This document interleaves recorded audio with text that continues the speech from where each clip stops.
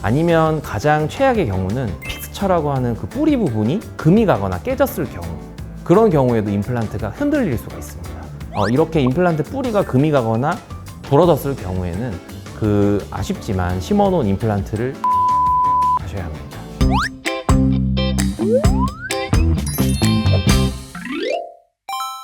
안녕하세요. 치과브로스의 양성우 원장, 김태한 원장입니다. 오늘의 주제는 임플란트의 수명에 관련된 얘기를 해보려고 합니다. 임플란트의 수명이라고 하면 임플란트 뿌리, 그리고 머리, 보철물, 그리고 그 중간을 연결하는 지대주, 연결 기둥, 이것들에 문제가 생겼을 때까지의 그 기간을 수명이라고 볼 수 있을 것이고요. 그 다음에 임플란트 주위염으로 인해서 뼈가 망가졌을 때까지의 그 기간을 임플란트의 수명으로 볼 수 있을 것 같습니다. 임플란트가 흔들려요 또는 임플란트가 깨졌어요 이런 주소로 오시는 분들이 꽤 많은데, 일단 임플란트를 하고 나서의 부작용을 크게 세 가지로 생각을 해본다면, 가장 우리가 흔히 접하는 건 임플란트 보철, 그 머리 부분이 깨지는 경우, 이게 가장 사실 흔한 경우고요. 머리만 다시 재인상을 떠서 보철물을 새로 제작하시면 바로 해결이 가능합니다. 임플란트가 흔들리는 경우가 있습니다. 임플란트가 흔들리는 이유는 말 그대로 중간에 있는 중간 기둥에 있는 나사가 실제로 풀려서 그게 흔들리는 경우, 이건 사실 간단합니다. 나사를 다시 조여주기만 하면 해결을 할 수가 있고요. 아니면 가장 최악의 경우는 우리가 임플란트를 박아놓은 픽스처라고 하는 그 뿌리 부분이 금이 가거나 깨졌을 경우, 그런 경우에도 임플란트가 흔들릴 수가 있습니다. 이렇게 임플란트 뿌리가 금이 가거나 부러졌을 경우에는 아쉽지만 심어놓은 임플란트를 다시 빼내고 재수술을 하셔야 합니다.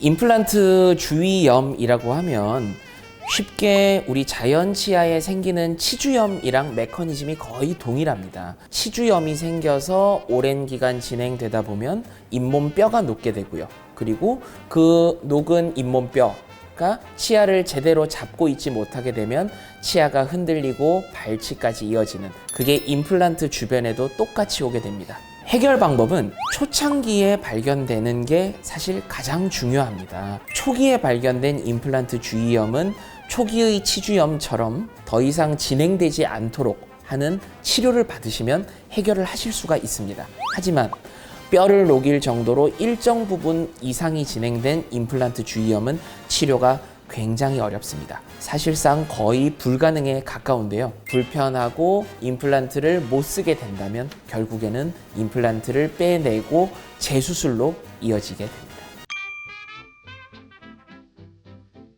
가장 간단한 건 임플란트의 나사 풀림입니다. 스크루 루즈닝이라고 하는데요. 임플란트의 그런 나사 구멍 윗부분을 열고 그 다음에 나사를 조인 다음 다시 막으면 되는 거기 때문에 그냥 기본 처치 정도의 그런 비용만 발생을 하게 될 거고요. 만약에 우리 위에 있는 보철물이 깨졌다라고 하면 그때는 우리 치아에 이 보철물, 지르코니아 크라운 치료를 하는 정도의 통상적인 그 정도 내외의 비용이 발생을 하게 됩니다.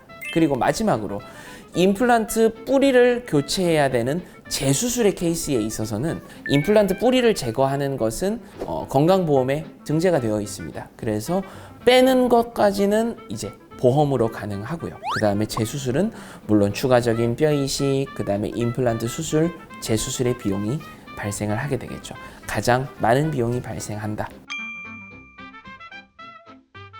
임플란트를 오래 쓰기 위해서는 사실 가장 중요한 건 정기적인 치과 내원입니다. 임플란트가 어디 깨진 데는 없는지, 어디 나사 풀린 데는 없는지, 교합력은 괜찮은지, 이런 것들을 사실 정기적으로 검진을 받아야 오랫동안 쓸 수 있는 임플란트 유지할 수 있다고 저는 생각합니다. 가장 중요한 것은 흔들림이 있는지 없는지를 먼저 알아채는 게 사실 제일 중요하다고 생각하고요. 흔들림이 있으면 자연 치아도 마찬가지고 임플란트도 마찬가지고 불편함이 일단 생길 것이고, 첫 번째로는. 두 번째로는 흔들림 때문에 교합력이 가해졌을 때 임플란트 뿌리가 망가질 수가 있다. 그리고 하나 더, 임플란트 주변에서 냄새가 나거나 양치할 때 피가 난다 하는 것은 치아 주위 조직에서 피가 나는 겁니다. 그는 곧 염증이 있다는 것이고요. 그런 분들은 얼른 병원에 오셔서 초기에 치료를 하시면 뼈가 녹는 이런 현상을 막을 수 있을 겁니다. 지금까지 임플란트 수명에 관한 내용을 다뤄봤는데요. 저희가 마지막에 말씀드린 그런 주의사항들 잘 지켜주시고 정기적으로 치과 검진 받으시면 임플란트도 자연치아처럼 오래 사용할 수 있을 거라고 생각합니다. 지금까지 치과브로스 양석우 원장 김태한 원장이었습니다. 감사합니다.